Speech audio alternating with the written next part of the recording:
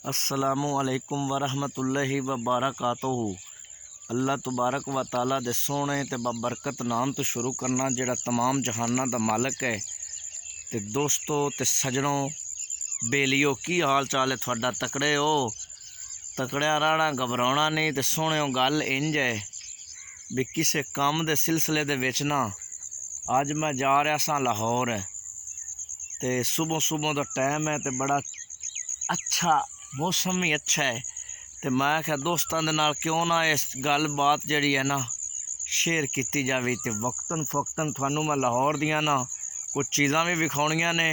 तो वो आखते ने ना कि बड़ी का मतलब है गल है बार बार सुनी जाती है कि वो जम्मे ही नहीं जिन्हें लाहौर नहीं वेख्या। इस गल का ना मैनू समझ नहीं आ रही भी ये गल क्यों की गई, लेकिन अज इनका भी आपां नखेड़ करना है। तो गल इंज है भी असी इतों चढ़न लगे हाँ अपने बड़न के नाँ की रोड तो एक बस आती 6 बजे तो वो जाती है लाहौर। रह काशफ साहब भी मेरे नाल ने। तो असी जनाब ना जा रहे हैं लाहौर, अल्लाह खैर करेगा। रह साहब किधर जा रहे हो जी? जी लाहौर जा रहे हैं। लाहौर हैं खैर जा रहे हैं लाहौर। खैर है लाहौर? लाहौर कोई काम है सानू पर्सनल। वाह जी वाह। इस वास्ते असी ना 6 बजे बस निकलती है उस तो बहन लगे हैं। वाह जी वाह, क्या बात है राज साहब, क्या बात रास्ता है। मोटरवे लाहौर जावांगे।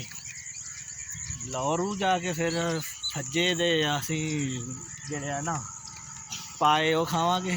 फज्जे दे पाए? हाँ फज्जे दे।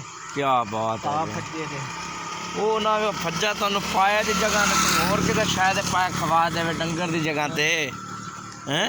इस तरह चलता है ना अजकल के मतलब है कि खोतियां दा हिसाब किताब होंदा है। शहरां च बड़े बड़े हराम चीज़ां दा जेड़ा है लोगों नू गोश्त खवा दिता जाता है। तो इस तरह नहीं होना चाहिए।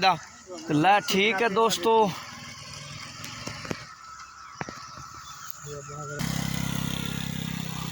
लै भी दोस्तों ना बस तकरीबन आ चुकी है, आ गई है। थानू बस का भी नज़ारा करवा देना है। तो बच्चे सुबह सुबह जा रहे हैं सैयद वाले मदरसा पढ़न। तुसी वेख सकते हो। तो बस भी जनाब है आ गई है। हाली बस दिसी नहीं है।